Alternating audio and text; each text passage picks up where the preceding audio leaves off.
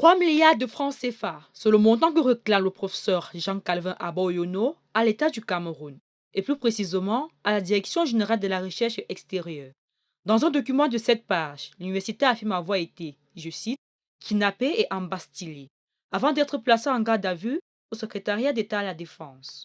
Les faits remontent au 25 octobre 2025. Ce jour-là, Jean-Calvin Aboyono est interpellé aux côtés de plusieurs personnalités lors d'une vague d'arrestations visant des soutiens d'Issa Chiroma Bakary, candidat à l'élection présidentielle du 12 octobre dernier. L'enseignant de droit public passera finalement 42 jours dans les locaux du renseignement avant d'être libéré le 4 décembre 2025 sans qu'aucune charge ne soit retenue contre lui. Pour le plaignant, cette détention constitue une privation de liberté illégale.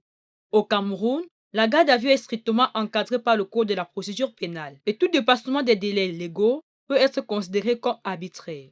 Dans cette affaire, c'est directement la responsabilité de l'État et de ses agents qui est interrogée. Si la Direction générale de la recherche extérieure ne donne pas de suite à sa demande d'indemnisation, le professeur Aboyono annonce qu'il saisira le tribunal militaire de Yaoundé, puis éventuellement la juridiction administrative. Une procédure judiciaire rare, dont l'issue pourrait créer un précédent dans les affaires de détention jugées arbitraires au Cameroun.